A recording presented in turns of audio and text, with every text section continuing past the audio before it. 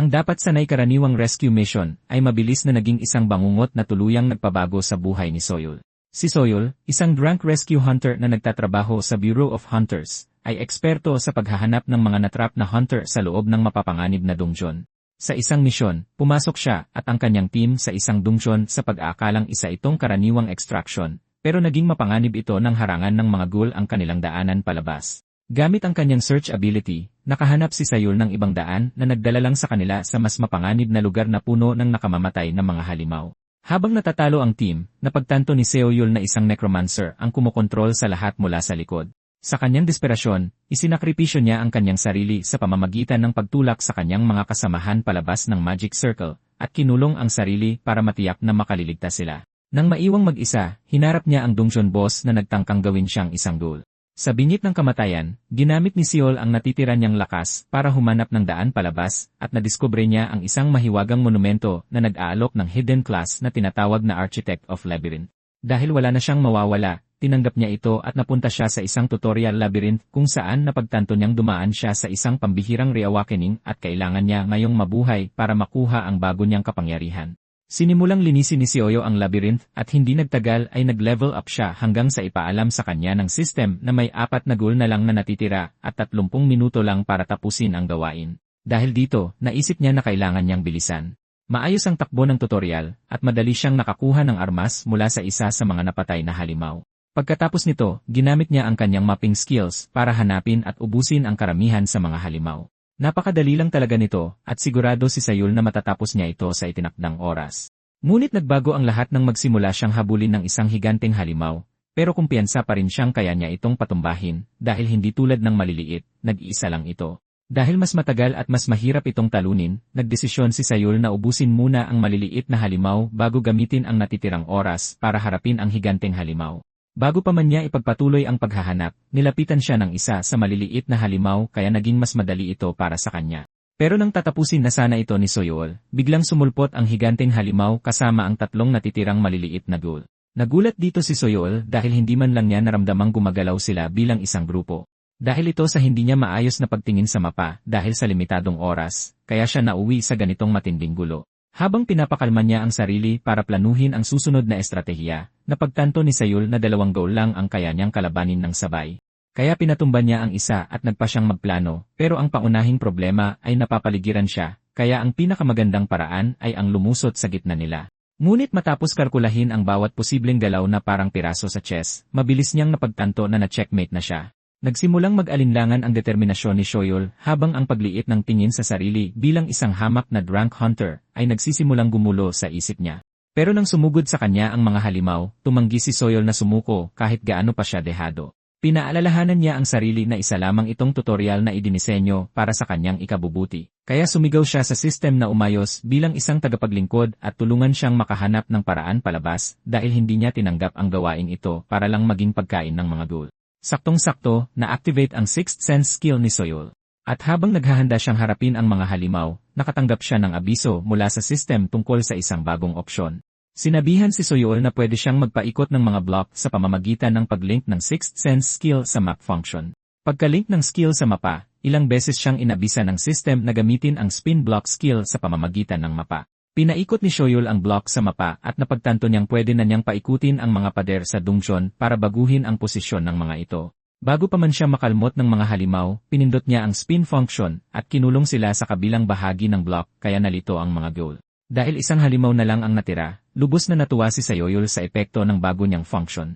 Matapos iyon, ilang beses niyang pinaikot ang block para paghiwalayin ang mga halimaw bago sila isa-isang patumbahin at hindi nagtagal, nakapatay siya ng 3 sa kanila. Pagkatapos noon, sumugod si Soyul para madaling patumbahin ang higanteng halimaw.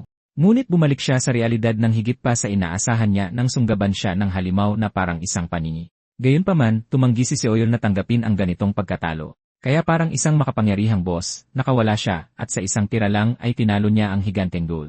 Agad inanunsyo ng system ang matagumpay na pagtatapos ng tutorial at pinalitan ang class ni Soyul bilang Labyrinth Architect. Binigyan din siya ng King of the Labyrinth skill na ang ibig sabihin, ang lahat ng ghoul na natalo ay magiging parte ng mga halimaw niya sa labyrinth. Pagkatapos ay nag-alok ang system na ibalik si Soyul sa isang ligtas na lugar. Samantala, sa labas mismo ng dungeon, sinusubukan pa rin ni Lihan na balikan siya, Pero pinipigilan siya ng mga kasamahan nila dahil pakiramdam nila ay baka nakain na si Soil. Bukod doon, nawala na ang gate ng dungeon, kaya wala nang paraan para balikan pa siya. Pero sa labis nilang pagkagulat, naglalakad si Soil na kumakain ng popsicle, at inalok pa sila nito para palamigin ang mga nag-init nilang utak. Nag-clock out na si Soil sa trabaho at dumiretso sa party kung saan niya pinalabas ang sphere. Isa itong pangunahing skill na hinahayaan siyang ikulong ang mga kalaban sa loob ng labyrinth mula sa labas. Kahit kayang puwersahang ikulong ng sphere ang mga kalaban, nagbabala ang system kay Soil na makakatakas sila kapag natalo nila ang boss sa labyrinth. Bukod doon, nalaman din niya na ang sinumang kalaban na tatalo sa boss ay otomatikong magiging mas malakas. Nagdesisyon si Soil na huwag basta-bastang itapon sa loob ang mga kalaban niya nang hindi ito pinag-isipang mabuti. Napansin din niya na hindi nakikita ng iba ang sphere, kaya mas madali itong gamitin. Pagkatapos ay nagpasya siyang humanap ng paraan para punuin ang labyrinth ng mas malalakas na halimaw dahil magiging kapaki-pakinabang ito sa pagharap niya sa malalakas na kalaban sa hinaharap. Pero ang tanging paraan lang para mapuno ang labyrinth ay ang talunin ang mga halimaw sa loob nito at gawin silang alipin niya sa pamamagitan ng pag-activate sa King of the Labyrinth skill. Alam ni Soil na sa huli, kailangan niyang maging mas malakas para siya mismo ang tumalo sa mga halimaw na ito. Habang malalim ang iniisip niya, dumating ang anak ng kapitbahay nila na si Yeonhee at inabutan siya ng mga mansanas mula sa nanay nito. Nagulat si Soil na tumanggap ng ganoon karami mula sa kanila, kaya napatanong siya kung ayos lang ba ito. Tiniyak sa kanya ni Yeonhee na pwede niya itong kunin dahil palagi naman silang maraming natitira mula sa kanilang tindahan. Habang papauwi sila, tinanong ni Soil si Yeonhee tungkol sa eskwelahan, at sinabi niya rito na ayos lang kahit halatang hindi siya mapalagay. Bigla silang napatigil nang makarinig sila ng isang babaeng gumagawa ng eksena sa harap ng isang hotel. Nagmamakaawa siya sa mga pulis na paraanin siya dahil natrap pa rin ang anak niyang babae sa loob ng hotel. Maiging tiningnan ni Yeonhee ang hotel at itinuro na hindi naman ito mukhang nasusunog. Sinabi sa kanya ni Soil na isa itong dungeon break, nangyayari kapag matagal nang napabayaan ang isang gate. Kapag nangyari ito, kumakawala ang mga halimaw sa loob patungo sa tunay na mundo. Pagkatapos ay ibinigay ni Soil kay Yeonhee ang mga mansanas, at nangakong kukunin iyon pagbalik niya. Tinanong siya ni Yeonhee kung bakit, at ipinaliwanag niyang kailangan niyang gawin ang trabaho niya bilang hunter sa rescue department. Pero nang subukang sumugod ni Soil sa loob ng hotel, pinigilan siya ng isang pulis. Ipinakita ni Soil ang kanyang AC para patunayang nasa rescue department siya, pero hindi ito kapanipaniwala para sa pulis lalo't nakita nitong mag-isa lang siya. Ipinaliwanag ni Soil na parating na rin ang iba, pero pinigilan pa rin siya ng pulis dahil naglipa na sa hotel ang sangkawan ng mga Red Goblin. Ngunit iginiit ni Soil na pumasok ng mag-isa, lalo pa nang marinig niyang may isang batang babae na natrap sa loob. Patuloy na nakiusap sa kanya ang pulis, pero matapang na hindi siya pinansin ni Soil dahil alam niyang hindi siya nag-iisa. Habang papasok siya, nadismaya si Soil sa Hanul Guild dahil sila ang naatasan na maglinis ng mga gate sa lugar na ito. Walang nagbibigay pansin sa mga panganib sa paligid dahil nagtitiwala sila sa mga guild na gagawin nila ang kanilang trabaho, pero binabaliwala ng mga guild na ito ang maliliit na gate dahil hindi ito masyadong kumikita, na minsan ay humahantong sa isang dungeon break na nagdudulot ng pagdanak ng dugo. Pagpasok niya sa hotel, inactivate ni Soil ang kanyang sixth sense skill at naramdaman niya ang mga Red Goblin na nagtatago sa dilim. Tinawag niya ang mga ito at parang mga kawan ng langaw na naglabasan at direktang sumugod sa kanya. Agad inactivate ni Soil ang sphere, kaya nahigop silang lahat papasok sa labyrinth. Pinanood niya sila mula sa palad niya na parang isang boss, habang alam niya na ang dating siya ay mahihirapang harapin sila. Pero bilang King of the Labyrinth, kailangan lang niyang mag-relax habang ang mga halimaw niya sa labyrinth ang gumagawa ng trabaho para sa kanya. Mula sa labas, pinanood ni Soil ang mga alipores niya na hinahabol ang isang-isa Star Red Goblin na biglang tumigil sa dulo ng hallway. Kahit na ordinaryong species lang ang mga mapulang ungas na ito na nakadepende sa kanilang leader, mas tuso sila kaysa sa mga regular na goblin. Nang inakala ng ghoul na lamang na siya, ngumiti ng masama ang tusong goblin habang naglalabasan sa dilim ang iba pa nitong kasamahan. Pero bago pa man sila makatalon sa ghoul, humampas ng pader si Soil sa mukha nila na nagbigay sa ghoul ng daan para makatakas. Tapos ay sinuri niya ang kondisyon ng labyrinth at natuklasan lang na ginagamit ng mga goblin ang kanilang mga panlilinlang para ubusin ang kanyang mga alipores. Napagtanto ni Soil na kailangan niyang bantayan ang mga nangyayari dahil masyadong maraming Red Goblin ang nahigop sa labyrinth. Pero kahit na ano pang tusong panlilinlang nila, tiniyak niya sa kanila na mga pawn lang sila sa kanyang chessboard habang siya ang game master. Matapos iyon, narating ni Soil ang 17 liye floor kung saan niya sa wakas natagpuan ang batang babae na si Somi na nagtatago. Tiniyak niyang ligtas na ito, at habang papaba sila, tinanong siya ni Somi kung siya bang mag-isa ang tumalo sa lahat ng goblin. Sinabi ni Soil na, kahit alam niyang ang ghoul ang gumawa ng halos lahat ng trabaho. Sa kabila nito, bibilangin pa rin itong parang siya mismo ang gumawa. Nagagalak si Soyeol na nahigop niya sila sa labyrinth dahil ginagamit ng mga ito ang kanilang pang-amoy para maghanap ng tao. Kung hindi siya dumating sa oras, sigurado mabilis nilang mahahanap si Somi. Biglang tumunog ang system, at nagbabala kay Soyeol na higit sa 50% ng kanyang mga ghoul ang naubos na ng mga goblin. Mag-isa na sinamahan ni Soyeol si Somi papasok sa elevator, at sinabihan itong kailangan pa niyang tipunin ang mga natitirang goblin. Pagkaalis nito, tiningnan niya ang sphere at nakita niya ang pangunahing salarin na siyang Red Goblin King na mag-isang umuubos sa kumpol ng mga labyrinth ghoul.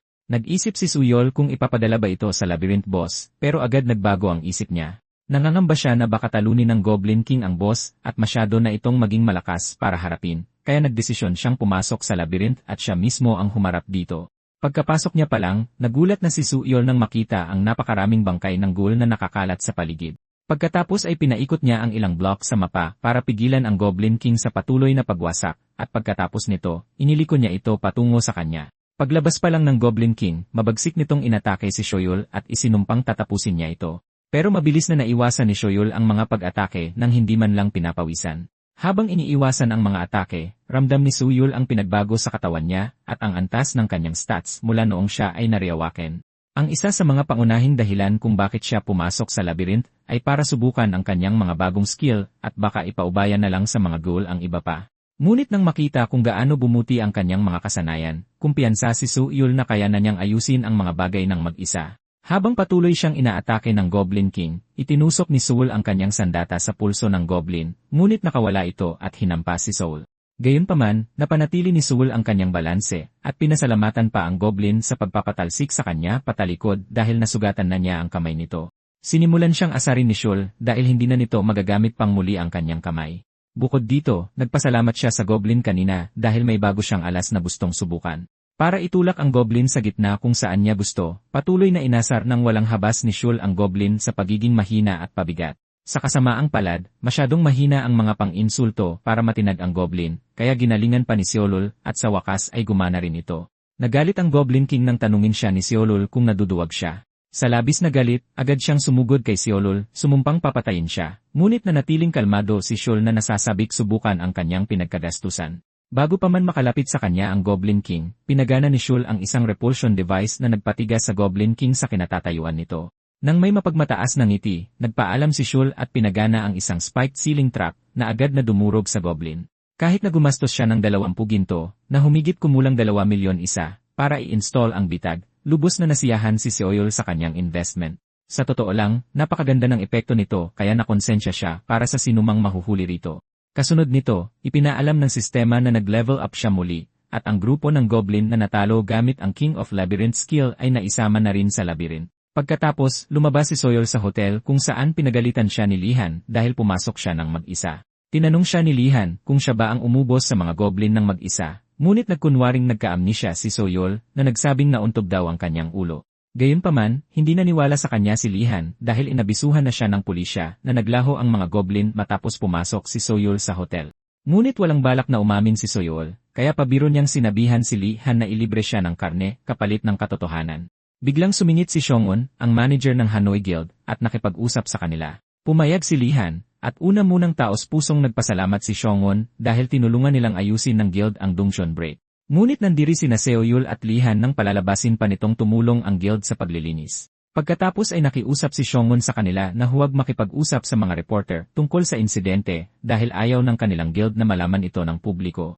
Nangako siyang babayaran ang hotel para sa mga pinsala at nagbabala na ang pagbabalita ng negatibo tungkol sa kanilang guild ay maaaring magdulot ng pangamba sa mga tao. Nag-alok din siya na magbibigay ng malaking donasyon sa rescue department. Kahit na galit dito si Soyeol, alam niyang ang masakit na katotohanan ay tama ang lalaki. Hindi tulad ng Bureau of Hunters, na karamihan ay binubuo lang ng mga hamak na ranker, ang mga guild hunter ay umaabot hanggang la rank. Dahil dito, mas nagtitiwala ang mga tao sa guild at naniniwalang sila ang may kapangyarihang protektahan sila. Ngunit kinamumuhian ni Soyeol na ginagamit ng mga guild ang parehong tiwala para gawin ang kahit anong gusto nila. Batid ni Soyeol na wala siyang magagawa tungkol dito gaano man niya kamuhian ang sistema. Dahil ayaw niyang palagpasin ito ng ganun-ganun na lang, tinapik niya ang balikat ni Seong-un ng may kaunting puwersa upang takutin siya. Binigyan siya ni Soyeol ng pagod na ngiti at pumayag sa kanyang hiling dahil ayaw rin naman itong ipaalam sa publiko ang insidente upang iwasan ang hindi kinakailangang atensyon sa kanyang sarili. Alam din ni Soyul na kapag pinalaki niya ito, pagtatakpan lang din ito ng Hunters Association. Gayunpaman, ayaw niyang palampasin ang Hanoi Guild ng walang galos, kaya diretsahan siyang humingi ng 1,000,000,000,000,000,001 bilang donasyon sa rescue team. Dahil patuloy nilang nililinis ang mga kalat ng guild, balak ni Soyul na simutin ang yaman nila.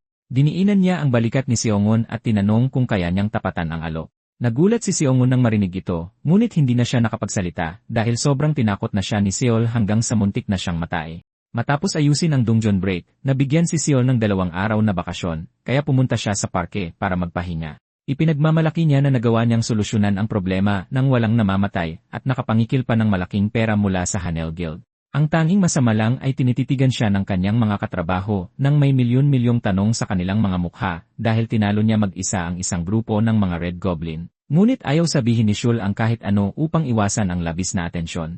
Kung malalaman ng mga tao ang ginawa niya, nangangamba si Shul na baka maging laman ito ng balita at maakit ang atensyon ng mga guild, kaya nagpasya siyang gamitin ang kanyang bakasyon para pagtuunan ng pansin ang pagpapanatili ng labirin. Una, kinalkula niya kung magkano ang aabutin para ayusin ang mga nasirang pader at buhayin muli ang mga halimaw. Walang sariling pera ang labirin, kaya ginagamit nito ang pangkalahatang pera para sa mga hunter na ginto.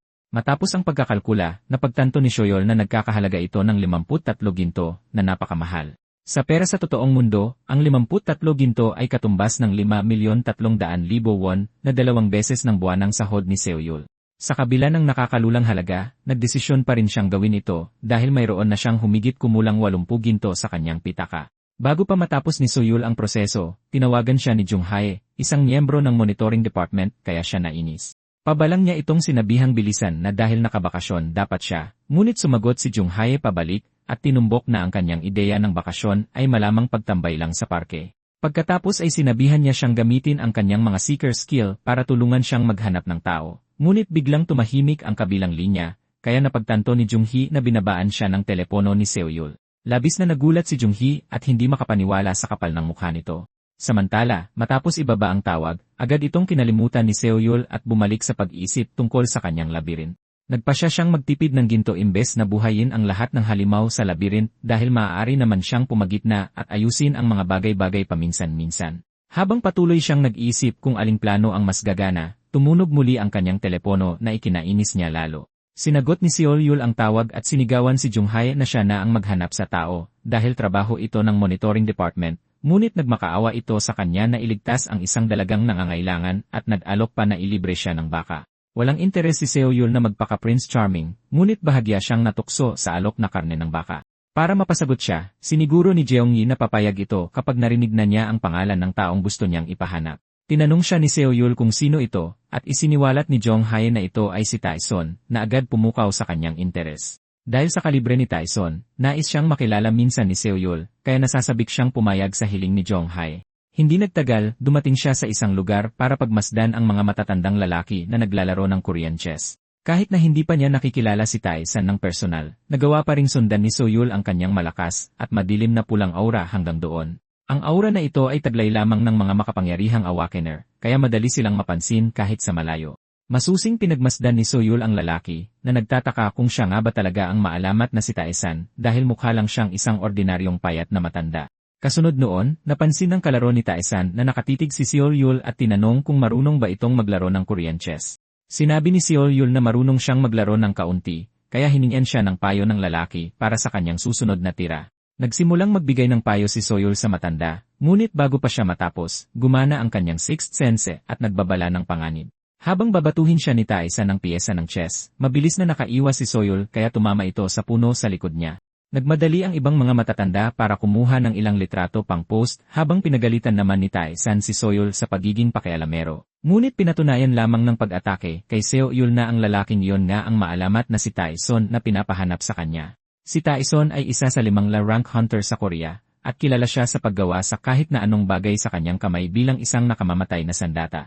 Bago pa man makatira muli si Taeson kay Seoyul, inabala siya ni Jung Hae. Tinanong ni Taeson si Seoyul kung galing ba siya sa monitoring department, ngunit sinabi ni Seoyul na isa siyang seeker mula sa rescue.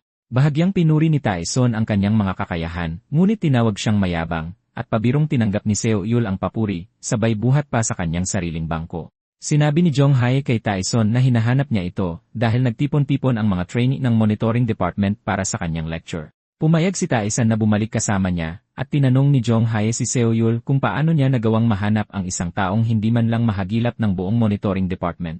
Mayabang na sinabi ni Seo-yul na yon ay dahil magaling talaga siya. Naghanda na siyang umalis, ngunit sinabihan siya ni Tyson na sumunod sa kanila dahil gusto nitong kumpirmahin kung may talent nga ba talaga si Seo-yul bukod sa pagiging mayabang niya. Sa pagtitipon ng mga trainee ng monitoring department, nagbigay ng maliit na demonstrasyon si Tyson.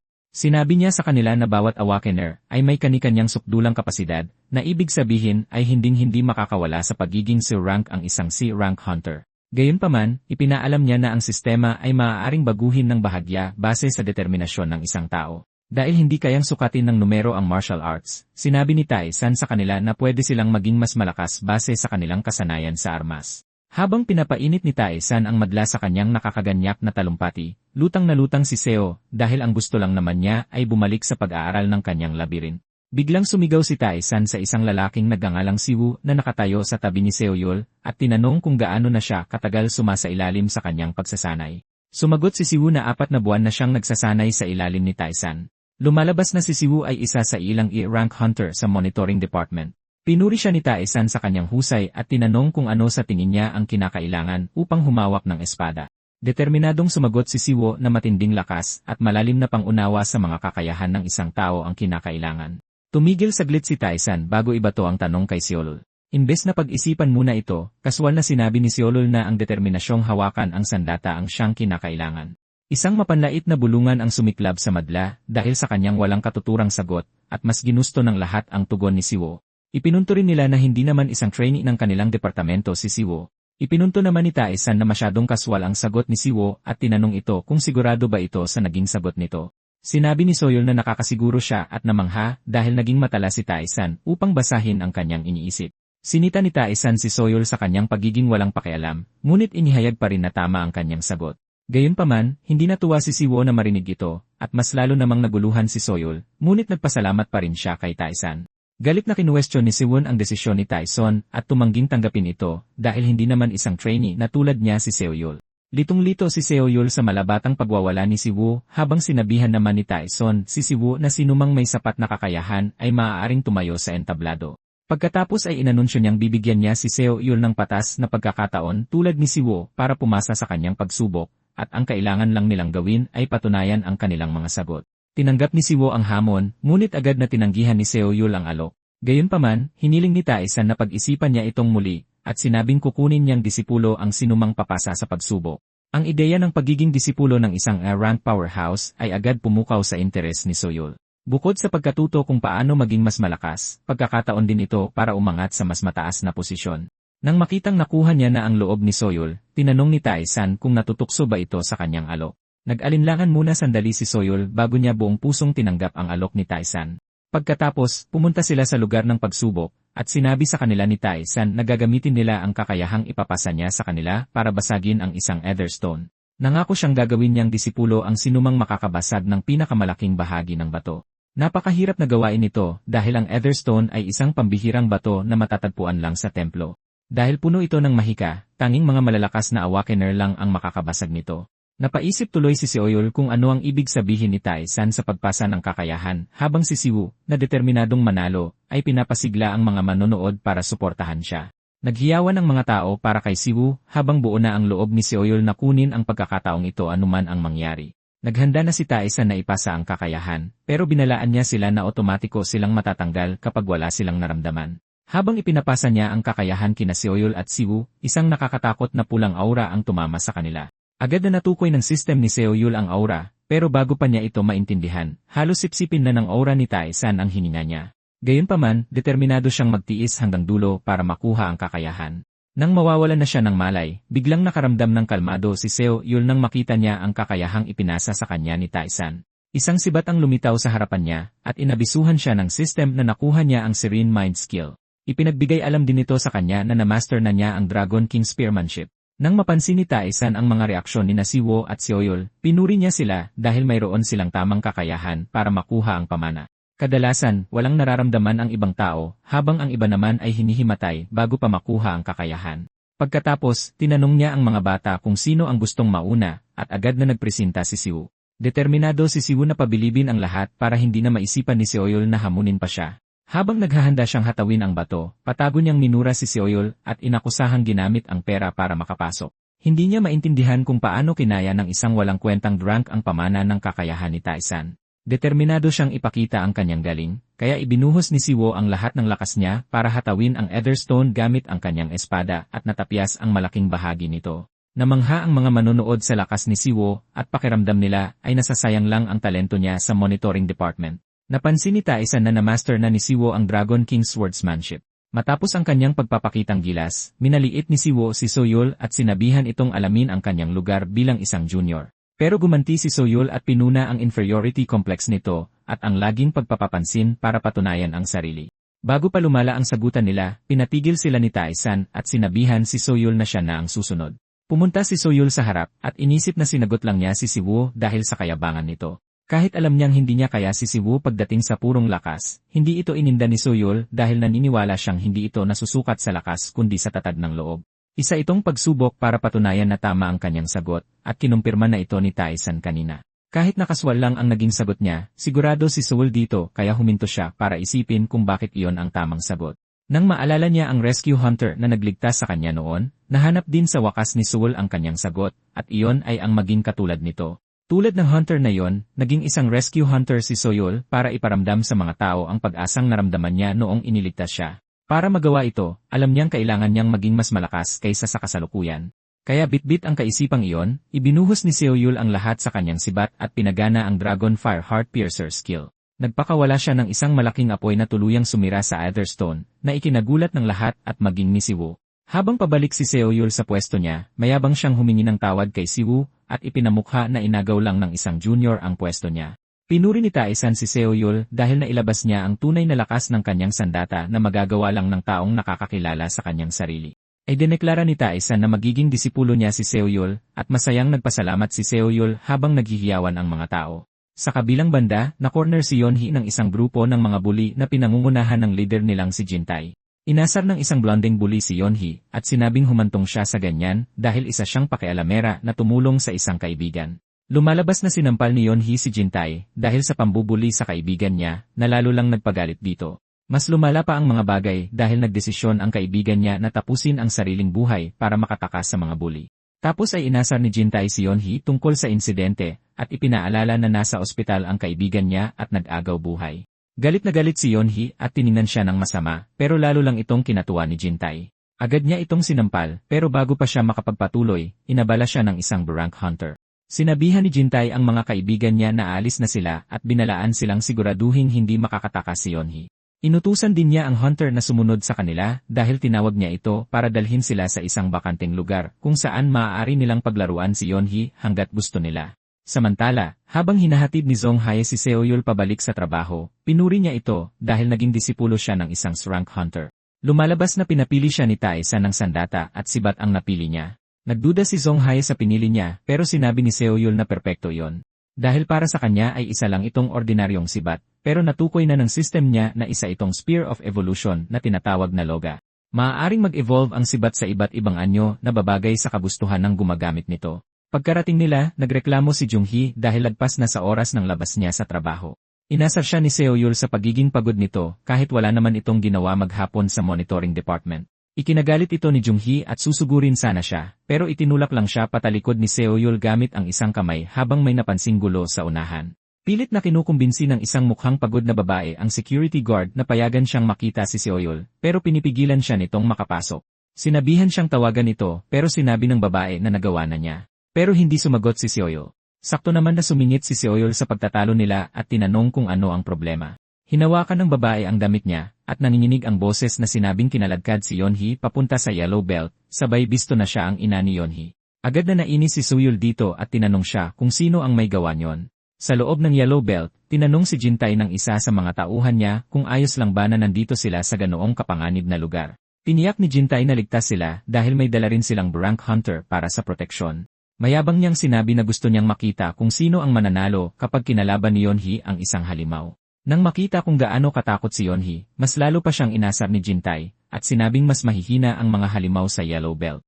Sa sobrang takot, agad na tumakbo si Yeonhee dahil sigurado siyang sapat ang kabaliwan ni Jintae para pilitin siyang makipaglaban sa halimaw. Kumaripas ng takbo si Yeonhee na determinadong makatakas mula sa baliw na ito. Pero bago pa siya tuluyang makatakas, inutusan ni Jintae ang hunter na pigilan siya. Agad na ginamit ng hunter ang kanyang binti para patisurin si Yeonhee, kaya natumba siya. Sumigaw ng saklolo si Yeonhee ng buong lakas, pero sinabihan siya ni Blondie na huwag nang mag-aksaya ng boses at ipinaalam na walang kwenta yon dahil sila lang ang nandoon. Naramdaman ng hunter na may nakatingin sa kanila mula sa dilim at sinabihan ang lahat na umatras. Pero dahil sinabi na ni Jintae na mahihina lang ang mga halimaw doon, hindi sinunod ni Blondie ang utos niya at naging unang tanga na namatay. Mabilis na sumugod ang hunter para harangin ang natitirang mga tibo habang nanginig sa takot si Jintae nang makita niya ang walang buhay na katawan ni Blondie. Sinabihan siya ng hunter na tumakbo pabalik sa pinanggalingan nila. Subalit, sobrang takot ni Jintae para gumalaw at tinanong sa hunter kung sino ang umatake sa kanila. Sinabi sa kanya ng hunter na mga stinghawk ito, isang malaking uri ng halimaw na putakti. Samantala, nakapasok na si Seoul sa Yellow Belt at tumawag siya para magpasalamat kay Jongmin na tumulong sa kanya. Miyembro ng combat class si Jongmin at siya ang unang nag-trace kung nasaan si Yeonhee. Nagpasalamat si Seoul sa ginawa niya pero sinabi ni Jongmin na tumutugon lang siya sa isang missing persons report. Kahit na binalaan na niya si Seoul laban sa pagpasok ng mag-isa, sinabihan pa rin siya ni Jongmin na mag-ingat pero hindi gaanong nag-aalala si Seoul para sa sariling kaligtasan. Pagkatapos ng tawag, inikot ni Seoul ang paningin sa kaawa-awang sitwasyon ngayon ng Yellow Belt, pero hindi naman lagi ganyan ito. Isinara ang Yellow Belt nang mawalan na ng kontrol sa lugar dahil sa isang dungeon break. Bagaman hindi malalakas ang mga halimaw sa zonang ito, mas tuso sila kaya mahirap silang kalabanin. Kinumpirma ito ni Seoul dahil napatay na niya ang ilan sa mga ito pagkapasok pa lang niya. Napansin niyang mukhang mas mahihina ang mga ito, pero mahirap pa rin para sa tulad ni Yeonhee na hindi pa naawaken na mabuhay mula sa kanila. Kaya nagmadali na siyang hanapin ang dalaga, pero maya-maya ay nagsimula na naman siyang atakihin ng mga putakti. Pero sa halip na labanan sila, naghanda si Seoul na ipadala sila sa loob ng labyrinth dahil nawawalan na siya ng oras. Sinabihan niya silang tawagin ang iba pa nilang mga kaibigan, pero nang dumating sila ay medyo kinabahan siya dahil sa dami nila. Nang simulan na nila ang pag-atake, tumakbo si Seoul para sa kanyang buhay pero na-corner din siya ng mga putakti. Kahit nagpadala na siya ng napakarami sa loob ng sphere, patuloy pa rin silang lumilitaw, kaya naisip niyang baka mas malaki ang problema niya kaysa sa inakala niya. Dahil mabilis nang nauubos ang bilang ng mga halimaw sa loob ng labyrinth. Kaya kung ipipilit pa niya ang marami pang putakti, baka tuluyan ng bumigay ang labyrinth. Bukod pa roon, alam ni Seoul na hindi niya kayang mag-isa ang mga nasa labas, kaya nagpasya siyang gumawa ng matinding hakbang. Hinigop niya ang lahat ng mga putakti sa labas papasok sa sphere bago sa pilitang ibinuhos ang isang malaking lawa sa loob ng labyrinth sakto habang sasakupin na ng mga putakti ang labyrinth. Natigilan sila nang maramdamang may bagay na papasok. Pero bago pa sila makakilos, isang malaking daloy ng tubig ang pumasok sa labyrinth at tuluyan silang nilunod. Nasaktan ang damdamin ni Seoul habang pinagmamasdan ang pinsala sa loob ng kanyang pinakamamahal na maliit na kaharian dahil alam niyang aabutin ng malaking halaga para maayos ito. Ang gastos na ito ang mismong dahilan kung bakit una pa lang ay nagdadalawang isip na siyang gamitin ang paraang ito. Gayunpaman, natutuwa siyang naging epektibo ito at naubos ang mga putakting humahabol sa kanya sa labas. Sa kabilang banda, sinusubukan pa rin ni Jintae at ng kanyang grupo na makaligtas sa kanilang pagtakbo at nagsisimula ng maubos ang pasensya niya sa walang kwentang barrank hunter niya. Sinabi sa kanya ng hunter na hindi niya kayang kalabanin mag-isa ang mga insekto, pero mas lalo lang itong kinainis ni Jintae. Nawawala na nga sila, tapos kasama pa niya ang isang duwag at nagmamagaling na barrank hunter. At ang mas malala pa, ang pangalawang tauhan ni Jintae na mukhang si Little Red Riding Hood ay mabilis na tinuhog ng mga stinger ng hornet. Sa sandaling ito napagtanto ni Jintae na malaki ang naging pagkakamali niya sa pagpunta sa Yellow Belt para lang magpakasaya.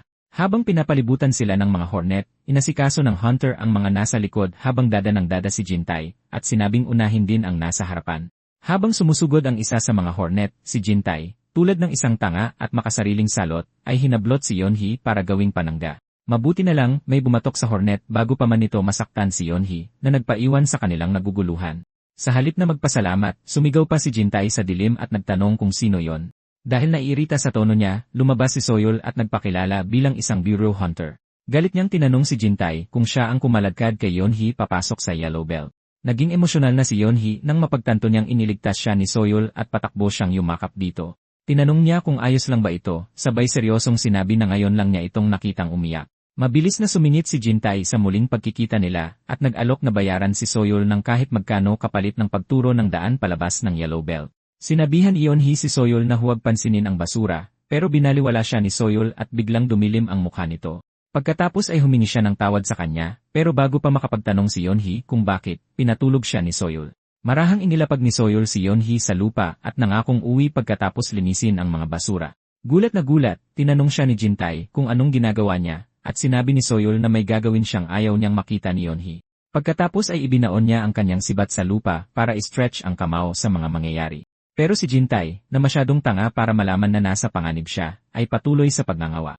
Ginamit niya ang gasgas ng linyang kilala mo ba kung sino ako, pero laking gulat niya nang sabihin ni Soyul na ang mukha niya ay sikat na sikat sa mga bureau hunter. Ibinunyag ni Soyul na si Jintai ay anak ni Bomjin, na isang hurado sa Supreme Court of Justice. Kilalang-kilala pala si Jintai sa pambubuli, pagnanakaw, at kung ano-anong baliw na krimen. Pero dahil sa impluensya at pera ng ama niya, palagi siyang nakakalusot sa tuwing nagkakasala. Dahil na lamang alam na ni Soyul ang tungkol sa kanya, akala ni Jintai ay masisindak niya ito, kaya matapang siyang humarap at nagtanong kung anong gusto nitong gawin tungkol doon. Basta na lang siyang sinipa ni Soyul sa binti, at saglit na naghang ang utak ni Jintai bago tuluyang bumagsak sa lupa dahil sa sakit. Gayunpaman, hindi siya binigyan ni Soyul ng pagkakataong makahinga nang simulan niya agad itong gawing punching bag. Sinabihan niya si Jintai na subukang bayaran siya dahil iyon ang paborito nitong gawin. Ilang beses pang binugbog ni Soyul si Jintai, pero bago pa siya makapagpatuloy, pumagit na ang hunter. Sinuntok niya si Soyul, pero mabilis itong nakaiwas at binitiwan si Jintai, nang makitang tapos na ang bodyguard niya na asikasuhin ang mga hornet sa lugar. Kasabay nito, tuwang-tuwa si Jintai at nagsimula na namang mang-asar, dahil sigurado siyang ang walang kwentang hunter niya na hindi man lang nakaya ang mga mahihinang hornet ay siguradong kakayanin ang isang hamak na drunk bureau hunter. Sa kasamaang palad, kasing bilis ng kidlat gumalaw si Soyul at inilagan ang bawat atake ng hunter. Kasabay nito, asar na rin si Soyul dahil binalak niyang babalaan na lang sana sila. Pero dahil sinusubukan siyang patayin ng hunter, nagdesisyon siyang tapusin na sila ng tuluyan at palabasing self-defense ito. Habang patuloy silang naglalaban, inilabas na ni Soyul ang lahat ng alas niya, kaya maging ang hunter ay nagtaka dahil dapat ay drunk lang ang mga bureau hunter. Ngunit lumalabas na mas malakas ang kapangyarihan ni Soyul kaysa sa kanya, na nagdulot ng pagdududa sa lahat ng alam niya tungkol sa mga rank. Sa isang punto, nagsimula na siyang magduda na baka hindi naman talaga isang bureau hunter si Soyul gaya ng sinasabi nito. Sa kabila nito, nararamdaman ng hunter na makakalamang siya dahil sibat lang ang armas ni Soyul. Napagpasyahan niyang lapitan ito, sa paniniwalang kung magagawa niya yon, madali niya itong mapapatumba. Sa kasamaang palad, hindi ganoon ang nangyari sa realidad dahil nang tuluyan siyang makalapit, hinawakan ni Soyul ang kamay niya na parang kanina pa siya hinihintay. Pagkatapos ay sinuntok siya ni Soyul sa mismong mukha na tila nagpa-facelift sa kanya, at agad na nagpatumba sa hunter. Nakakakilabot na panoorin ito ni Jintai, habang natatarantang tinawag niya ito para protektahan siyang muli. Sa kamalas-malasan niya, na mahina na ang kaluluwa ng hunter, kaya napaisip si Jintai kung isa ba itong peking barangker. Sa pagkakataong ito napagtanto ni Soyul na walang kahirap-hirap niyang napabagsak ang isang barrank hunter. Napansin niya na siguradong dahil ito sa stats na nakuha niya sa pagtalo sa mga hornet kanina, kaya baka nalampasan na ng lakas niya ang level ng isang barrank hunter. Ngumisi si Soyul sa naisip, na lalo lang nakakainis kay Jintai, kaya napagdesisyonan niyang ihinto ang pagiging duwag. Dumampot siya ng bato, na umaasang magagawa niya ang hindi nagawa ng isang buong barrank hunter. Habang sumusugod siya, medyo naguluhan si Soyul pero nanatiling kalmado. At sa pamamagitan lang ng magaan na pagwasiwas ng kanyang sibat, napabagsak niya si Jintai. Tinanong siya ni Soyul kung ano ang pakiramdam ng ikaw naman ang nasasaktan. Sinabihan niya si Jintai na mas nagdusa pa ang mga naging biktima nito, pero walang pagsisisi si Jintai, at sinabihan siya na tiisin na lang ito dahil wala siyang pera ni kapangyarihan dahil ganyan ang takbo ng mundo. Nang makitang walang natutunan ang gago, naisip niya na mas bubuti ang mundo kung wala ang basurang tulad ni Jintai. Medyo natakot dito si Jintai, pero walang plano si Soyul na saktan siya. Binuhat lang niya si Yeonhee at sinabihan si Jintai na iiwan na siya nito sa mga gutom na halimaw sa Yellow Belt.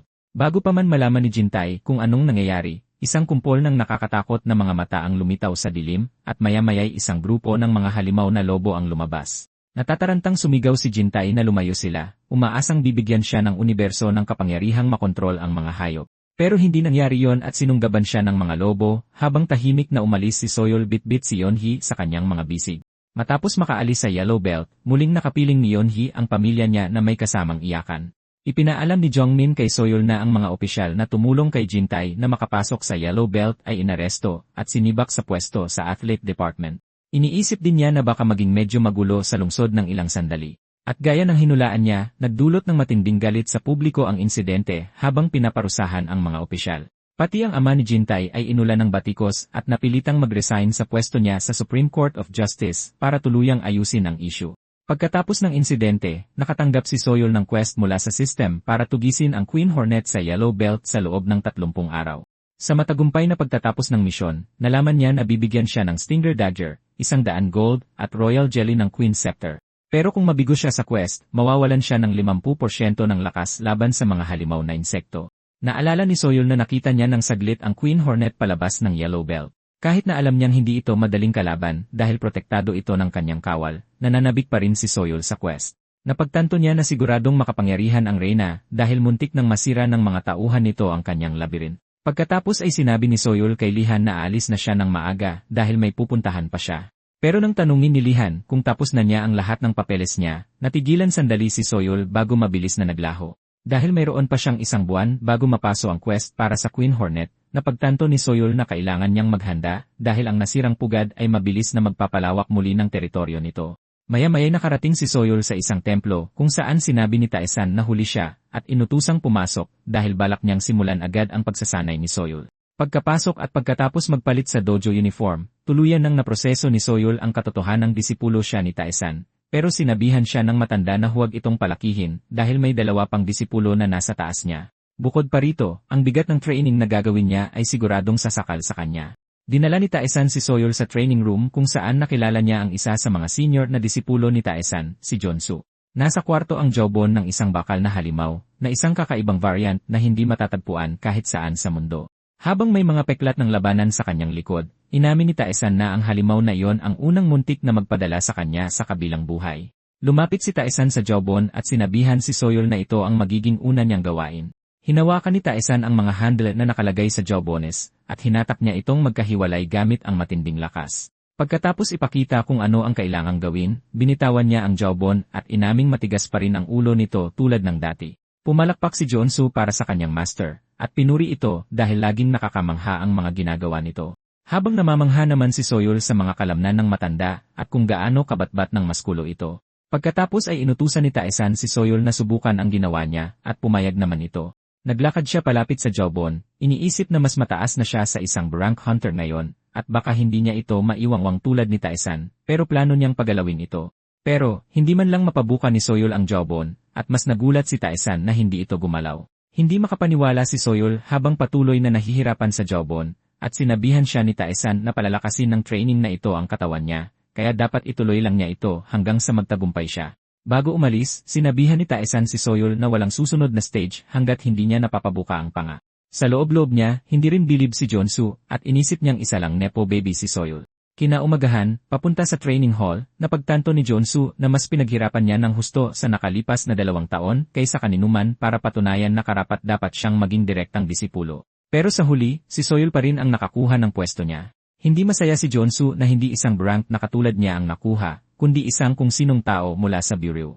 Dahil sa dami ng pinaghirapan niya, sa tingin ni Jonsu ay hindi makatarungan na siya ang naisang tabi. Pumasok siya sa training hall at laking gulat niya nang malamang naroon na si Soyul at naglilinis. Binati niya si Soyul ng may tensyon sa boses, at sinabihan siya ni Soyul na mas maging komportable sa pagkausap sa kanya dahil siya naman ang baguhan. Sumagot si Jonsu na baka ayos lang ito kay Soyul, pero sa kanya ay hindi, at tumingin-tingin siya sa paligid at nakita kung gaano kalinis at kakinang ang ngilin. Namangha siya dito, kaya tinanong niya kung siya ba ang naglinis ng event mag-isa, at sumagot siya na. Umalis si Jonsu at sinabihan si Soyul na huwag na itong ulitin dahil nagmumukha silang masama kapag ang direktang disipulo pa ang gumagawa ng mga gawaing bahay. Nagulat si Soyul at tinanong si Jonsu kung kailangan pa ba ng posisyon para sa mga ganitong bagay. Sinabi ni Soyul na may libre siyang oras at naisipan lang niyang gawin yon. Naniniwala siyang ang pagiging direktang disipulo ay hindi ibig sabihin na ipapasa na niya ang mga gawain niya sa iba dahil lahat naman sila ay nandun para mas lumakas. Tinitigan ni Jonsu si Soyul at hindi siya makapaniwala kung gaano ito nakakainis. Pinagmamasdan ni Gunso si Soyul na patuloy na pumupunta sa training sa sumunod na 2 linggo at nag-stay pa ng mas matagal kaysa sa iba para lang mag-ensayo. Na-realize ni Gunso na kahit isa siyang direct disciple, hindi man lang siya nagyabang o minaliit ang kahit na sino. Nag-ensayo si Gunso na parang nakasalalay rito ang buhay niya habang nakikisama ng maayos sa lahat. Walang makitang mali si Gunso sa kanya, kaya lalo siyang naiinis dahil siya mismo ang uri ng tao na gusto niyang maging. Maya-maya, muntik nang mabuksan ni Seoyul ang panga, pero nabigo na naman siya. Duguan na ang mga kamay niya sa kakahawak sa handle ng panga, at sakto namang lumapit si Joon-soo para bigyan siya ng isang bote ng tubig. Nakakagulat nang sabihan siya ni Joon-soo na huwag masyadong pilitin ang sarili, at nagtaka si Seoyul na tinanggal na rin nito ang formalidad. Kinuha ni Seoyul ang bote sa kanya, at umiinom pa siya nang makarinig sila ng malakas na busina mula sa malayo. Tinanong ni Seoyul kung ano yon, at binanggit ni Kyunsoo na yon ang deployment signal para sa Overcross Guild. Mukhang papunta ang Overcross Guild sa isang kalapit na dungsyon ng araw na yon. Nagulat si Seoyul na nag-ooperate ang guild ng ganoong oras, at nabanggit ni Joon-soo na 24/7 talagang nagtatrabaho ang Overcross. Nagulat si Seoyul na alam ito ni Joon-soo, at inamin ni Joon-soo na nagtrabaho siya ng sandali sa Overcross.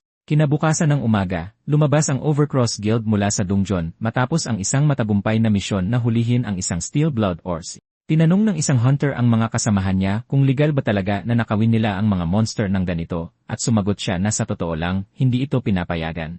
Pero ang Orsi na nahuli nila ay aabot ng hindi bababa sa 12,000,000 sa black market. Sinabi niya sa kanila na ginagamit nila ang mga ganitong bagay para pambayad sa sweldo nila. Dala ng isa sa kanila ang kwintas ng Orsi, at nang makita ito ng Orsi, unti-unti na itong nawawala sa katinuan. Sinimulang pagtawanan ng dalawang gago ang kwintas at napagdesisyonan pang itapon ito, pero mas lalo lang nitong ginalit ang Orsi. Sa ibang lugar, kakatapos lang ni Seoyul at ng team niya sa isang rescue mission, at paalis na siya papunta sa association. Pinaalalahanan siya ng team leader niya tungkol sa team dinner, pero sumagot siya na hindi siya pwede dahil inutusan siya ng master niya na bantayan ang ibang disciples habang wala ito. Biglang tumunog ang emergency alarm na humihingi ng suporta dahil isang 3-star boss monster na illegal na tinatransport ang nakawala at kasalukuyang nagwawala. Nakakagulat na nangyayari ang insidente sa Korean Martial Arts Association. Sa association, nagwawala na ang Orsi, sinisira ang lahat ng madaanan nito, kaya naiwang bugbog sarado at walang kalaban-laban si Joon-soo.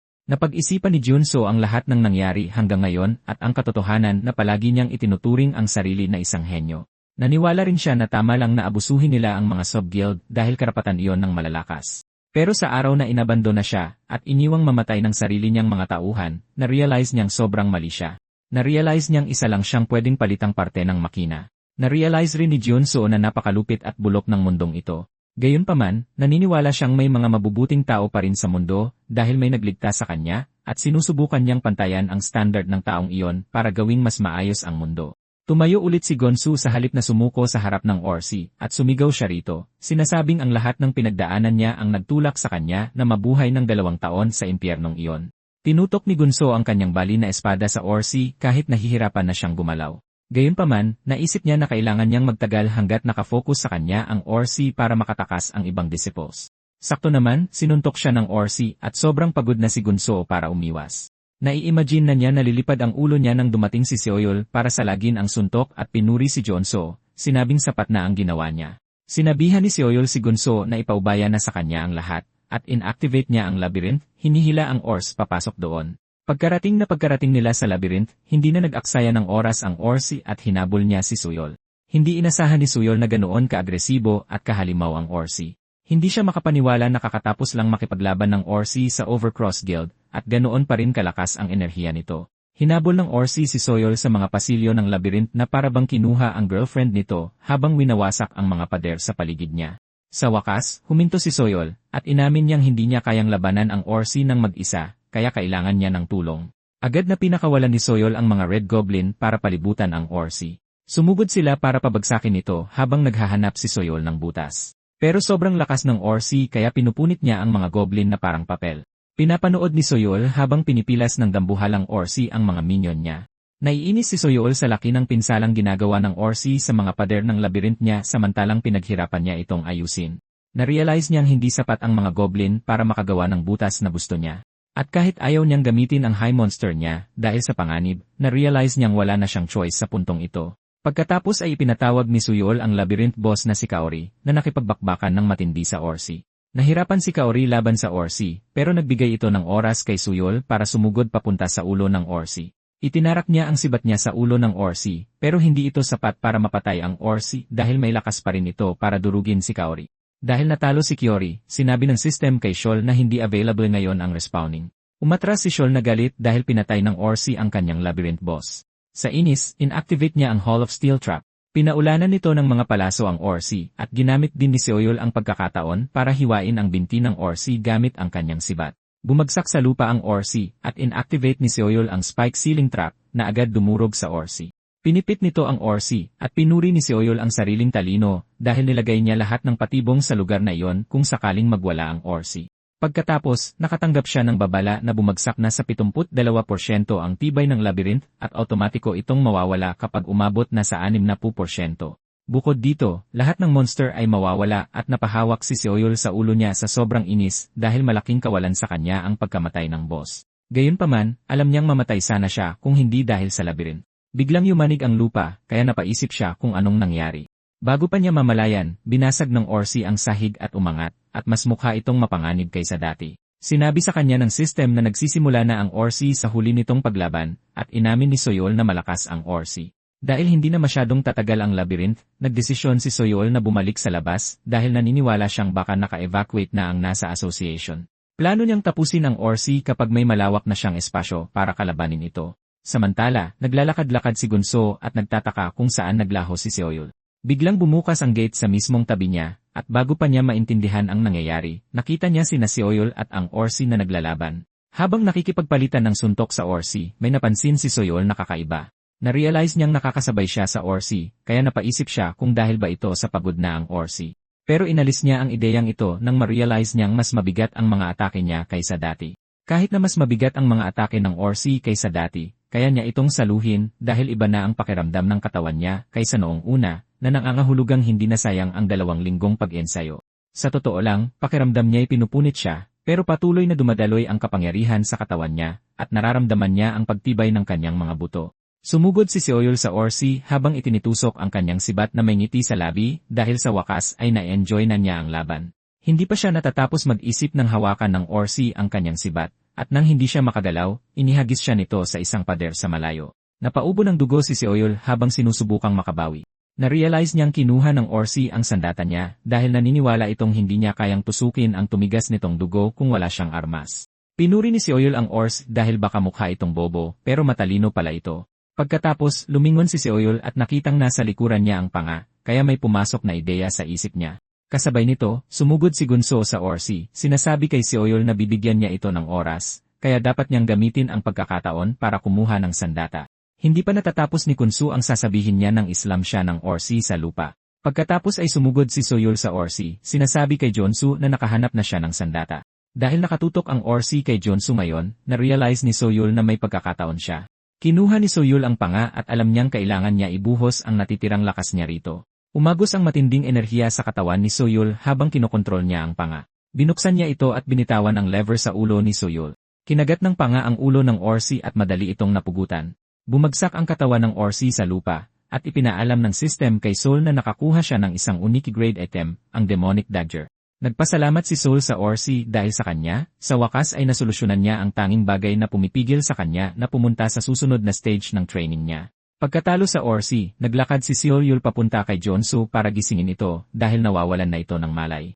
Sinigawan siya ni Seoul, sinabihan siyang huwag matulog at sapat na ito para magising si Jonsu. Inasar siya ni Seoyul na sinabing may siyang buhay. At para kay Jonsu, ang nakikita niya ay isang anghel na nagliligtas sa kanya. Nang sabihin niya kay Seoyul na siya ang the one, hindi masyadong naintindihan ni Seoyul kung ano ang ibig niyang sabihin dito, at inasar na lang siya nito na walang ibang mag-aalaga sa kanya kundi siya. Gayunpaman, sinabihan ni Seoyul si Gunso na kumalma lang dahil tapos na ang lahat.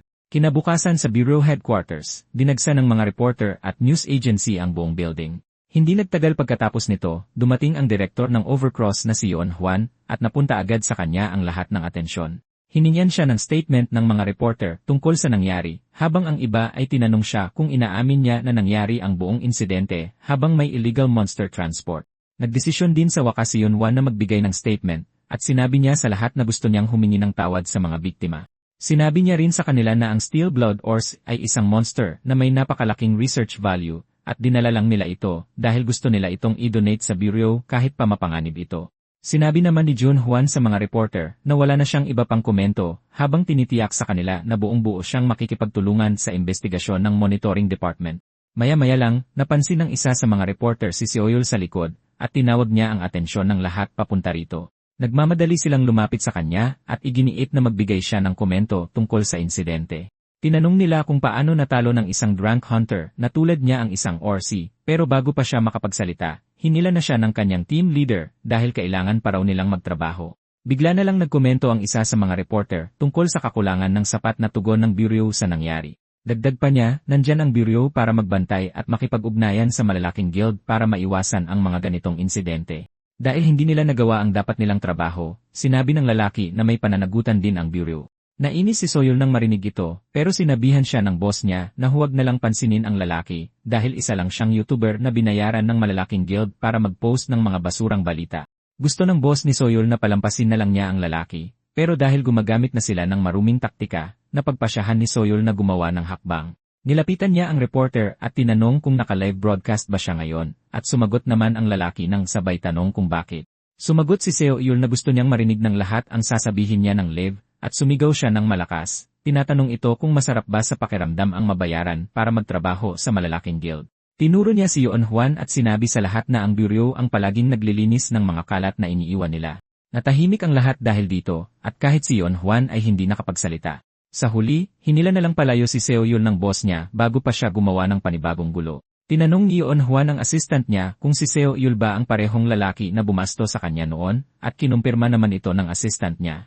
Mas lalo lang itong kinagalit ni Yuan Juan, at inutusan niya ang assistant niyang si O na gawin ang lahat para sirain si Soyul.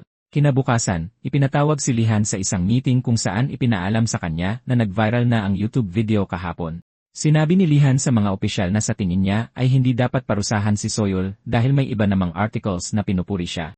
Pero naniniwala si Hyun Ki-hyuk, ang chief ng monitoring department ng bureau, na kailangang maparusahan si Soyul. Hindi sumang-ayon si Lihan, at sinabing dapat sa overcross mapunta ang parusa o sa mga taong dapat na namamahala sa kanila. Tinanong ni Hyun si Lihan kung pinapalabas ba niyang mga inutil sila, at tahasang sinabi ni Lihan na yon nga mismo ang ibig niyang sabihin. Muntik nang sumabog sa galit si Hyun pero pinakalma sila ng mahalagang tao sa kwarto.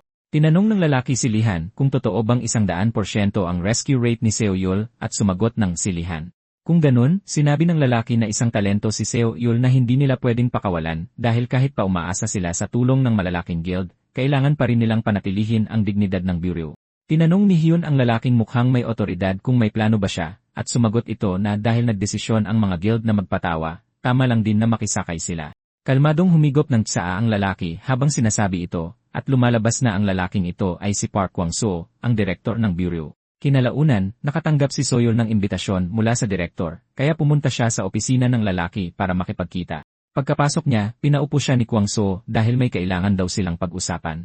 Nagtimpla ng tsaa si Kwang-soo para sa kanila, at pagkabigay nito, tinanong niya si Soyul kung anong lasa. Biniro ni Soyul ang matanda at sinabing sobrang sarap ng tsaa, kaya dapat daw nitong pag-isipang magtayo ng cave. Natuwa si Kwang-soo nang marinig ito, at tinanong niya si Soyul kung sa tingin ba nito ay anong rank na ang makukuha niya ngayon kung ulitin niya ang test.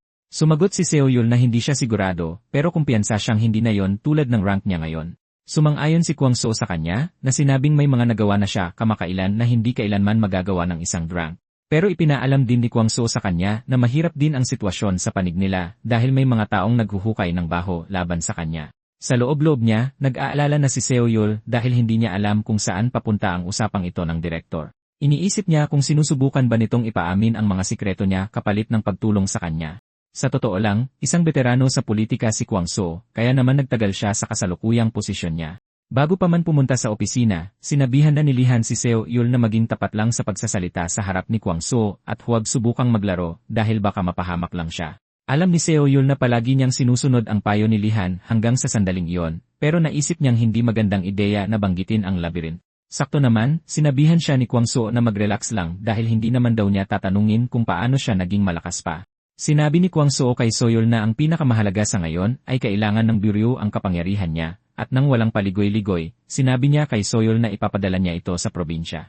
Kasabay nito, kararating lang ni Yuan Juan matapos ipaalam sa kanya na tapos na ang investigasyon. Nagpasalamat si Yuan Juan sa liaison niyang si Siwo, at tinanong ito kung anong tingin niya kay Soyul. Sinabi ni Siwo na hindi niya alam dahil magkaiba sila ng department, at tinanong ito kung bakit siya masyadong nag-aalala sa isang hamak na rescue worker. Galit na sumagot si Yuan Juan na isang pest si Soyul na sumisira sa diskarte niya. Tinanong naman ni Siwo si Yuan Juan kung dahil ba sa galit niya sa lalaki kaya napagdesisyonan niyang ipatapon ito sa probinsya.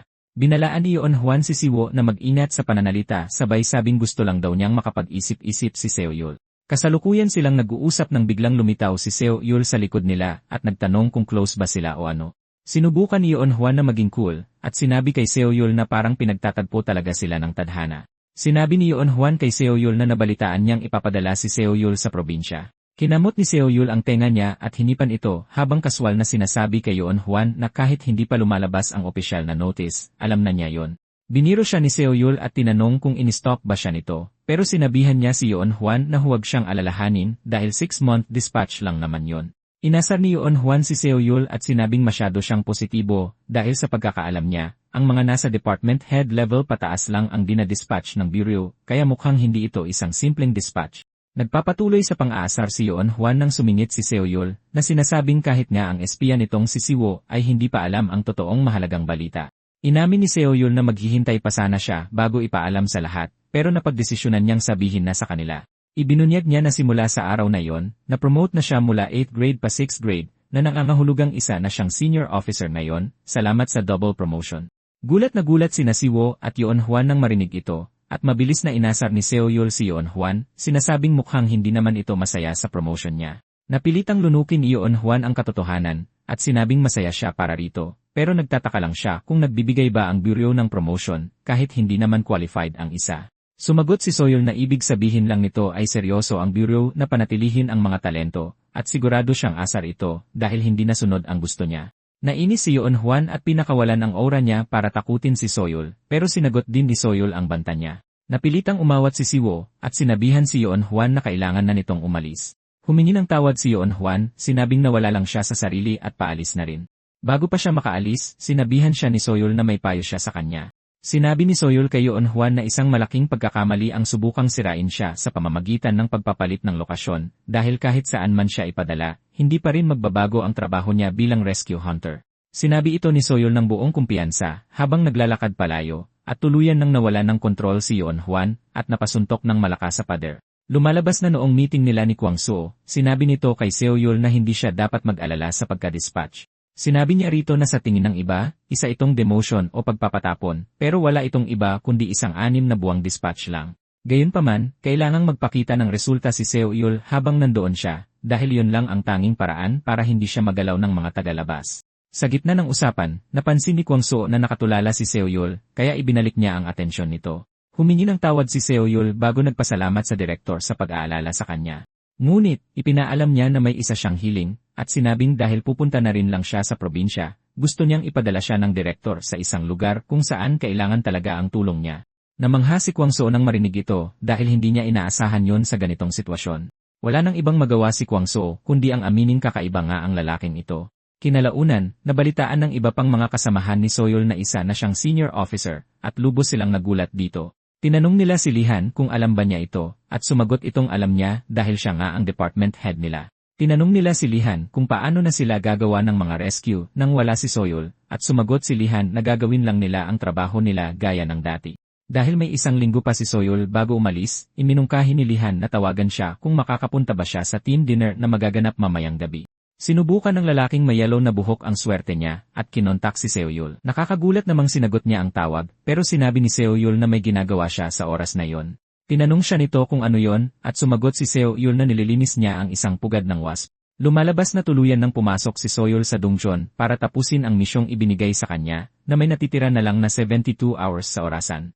Ang hindi pagtapos sa misyong ito ay makakabawas ng 50% sa combat effectiveness niya laban sa mga insect-type monster. Pagkababa ng tawag, tinitigan ni Seo-yul ang pugad ng Reyna at napagtantong naglalabas ito ng napakaraming monster, pero hindi masyadong nag-aalala si Seo-yul dahil nakakagalaw pa naman siya.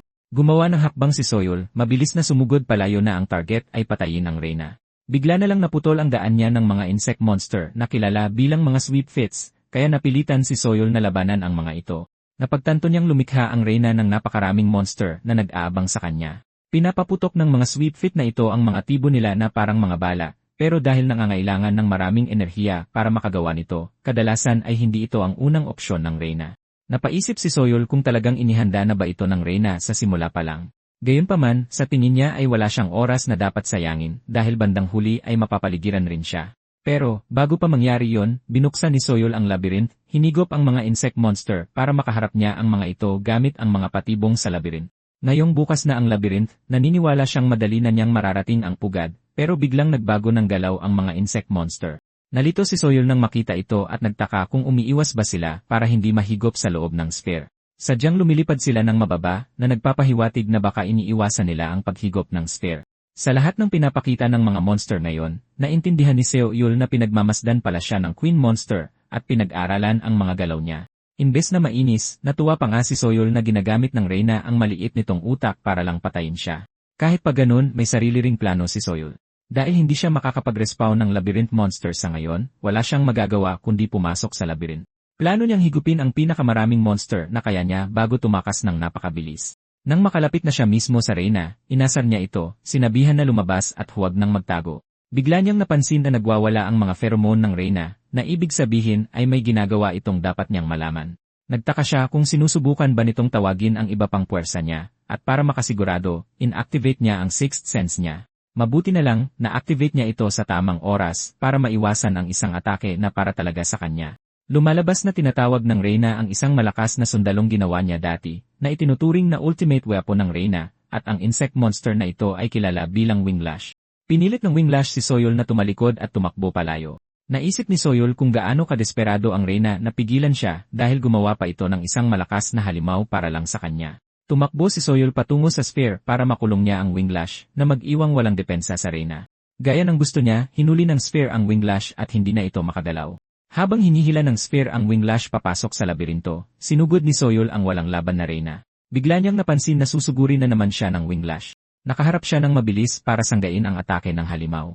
Pinabagsak siya ng Winglash, at dito napagtanto ni Soyol na pinunit ng halimaw ang sarili nitong braso para lang makawala sa hila ng sphere. Habang nakadagan ang Winglash sa kanya, pinapalakas naman ng Reyna ang loob ng halimaw. Dahil sobrang tigas ng ulo ng dalawa, nagdesisyon si Soyol na hilahin silang lahat papasok sa labirinto. Kahit hindi nangyari ang gusto niya, hindi siya nag-aalala dahil nakulong na ang dalawa sa sarili niyang teritoryo. Inasar sila ni Soyol at sinabihang huwag na silang gumalaw kung ayaw nilang masaktan.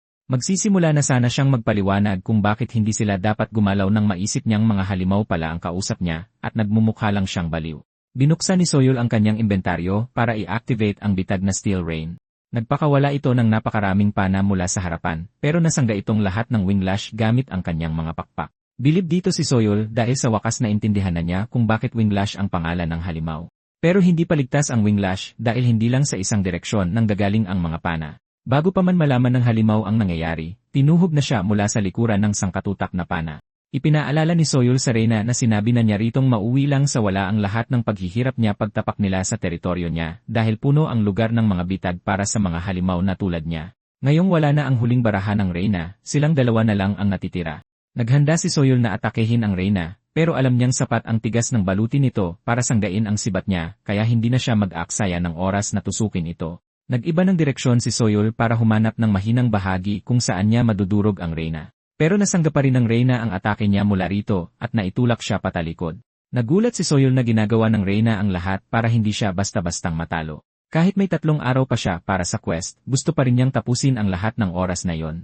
Bukod pa rito, kung aalis siya ng labirinto dahil lang may natitira pa siyang oras, magmumukha lang na tumatakbo siya palayo sa Reyna. Inactivate ni Soyol ang isang patibong na nagpabali sa ilang binti ng Reyna. Pagkatapos ay naghanda si Soyol na atakehin ang Reyna gamit ang isang malakas na martial skill. Ito ang unang beses niyang gagamitin ang skill, pero ayos lang sa kanya dahil laban naman ito sa Reyna, na isang magandang pagkakataon. Dahil bukas na bukas ang depensa ng Reyna at hindi makagalaw, sumugod si Soyol gamit ang Crimson Lotus skill na nagpakawala ng matinding enerhiya at nag-iwan ng malaking butas sa katawan ng Reyna. Dahil dito, natalo ang Reyna at nakatanggap si Soyol ng mensahe na binabati siya sa pagtalo rito. Naiwang humahango si Soyol dahil sa sobrang enerhiyang naubos niya sa paggamit ng skill.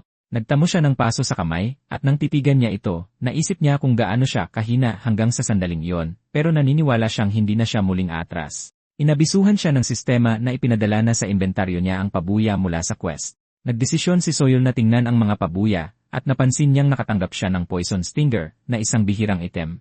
Mayroon itong natatanging epekto na kayang magparalisa ng mga halimaw na may 2 bituin pababa. Pero malaki ang ibinababa ng epekto nito kapag ginamit sa mga halimaw na may 3 bituin pataas. Naisip ni Soyol na magagamit niya ito sa ilang partikular na sitwasyon. Pero ang isa pang pabuya ang mas bumabagabag kay Soyul. Ang kabilang pabuya ay ang royal jelly ng reyna, na bihira rin. Isang beses lang itong magagamit, at kapag kinain, babaguhin nito ang pangangatawan ng tao para matinding palakasin ang pagiging sensitibo sa mana, pero may mga side effect ito. Naalala ni Soyul na umuubos ng maraming mana ang pag-activate ng bitag, kaya natural lang na gusto niyang dagdagan ang kanyang mana. Kinagat at kinain ni Soyul ang lahat ng royal jelly ng isahan. Agad itong nagpakawala ng matinding mana sa kanyang katawan. Sobrang lakas ng mana kaya pilit itong kumakawala mula sa kanya, pero hindi ito hahayaan ni Soyul dahil pinaghirapan niya itong makuha. Naisip ni Soyul na kailangan niyang isabay sa paghinga ang pagdaloy ng mana hanggat kaya niya para puwersahing tanggapin ng mga ugat ang tunay na ki. Dahil dito, napakalma ni Soyul ang Monostorm, at binati siya ng sistema na naging espesyal na ang pangangatawan niya, ang Myriad Soul Speech Blossom Physique. Napansin ni Soyul na tumalas ang kanyang pakiramdam, at natuwa siya dahil nakuha niya ito mula sa isang royal jelly lang. Tiningnan ni Soyul ang stats niya at nakitang tumaas ang mga ito ng husto. Masaya si Soyul dahil inaani niya ang pabuya ng pagbubuwis ng sariling buhay. Pero naalala niya na may mga side effect ito.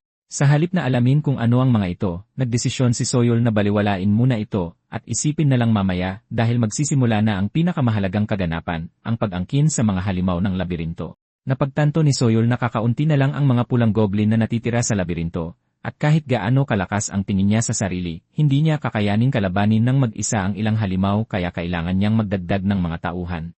Inipon niya ang mga itlog, at pagkatapos ay sinabi ng sistema na ang bahay pukyutan ay itinuturing na isang nilalang at inirekomenda nitong ilagay ang Lake of Decay. Isa itong bagong bitag na na-unlock pagkatapos matalo ang reyna. Kapag inilubog ni Soyul sa lawa ang bangkay ng isang halimaw o awaken, mapupunta ang mga experience point o kakayahan ng bangkay sa piniling halimaw sa labirinto. Ibig sabihin, kung ididirekta niya sa bahay pukyutan ang epekto ng Lake of Decay, sabay-sabay nalalakas ang lahat ng itlog sa loob nito. Nang walang paligoy-ligoy, ginawa ito ni Soyul, at kinailangan niyang pumili kung alin sa kanila ang gagawin niyang boss ng mga halimaw. Nahanap ni Soyul ang gusto niya, isang mas malaki kumpara sa iba. Napangiti si Soyul habang pinapangalan ng Vespa ang boss, sabay pangakong bibilhan niya ito ng masasarap na pagkain. Kinalaunan, nakipagkita si Soyul para sa isang inuman base sa hiling ni Junghae. Pero nauna nang dumating doon si Soyul kasama ang kanyang katrabaho. Tinanong siya ng kasama niya kung ano ang pinagkakaabalahan niya, at sumagot itong nilalaan niya ang oras para kumuha ng pagkain ng mga alaga niya. Walang ideya ang lalaki sa sinasabi niya at tinanong kung nag-aalaga ba siya ng ibang klaseng hayop. Lumalabas na muling kumuha ng rank test si Soyul dahil hiniling ito ng direktor. Naisip ng katrabaho niya na ang weird niya dahil siguradong magbabakasyon at magpapahinga lang ang iba sa bakanteng oras nila. Biglang nabanggit ng lalaki na nakatitig kay Soyul ang mga babae, at agad naman siyang sumakay sa usapan at sinabing gwapo kasi siya. Ilang sandali lang, dumating na si Junghae, at inaasar pa siya ni Soyul dahil late siyang dumating nang mapansin niyang dumudugo ang ilong nito.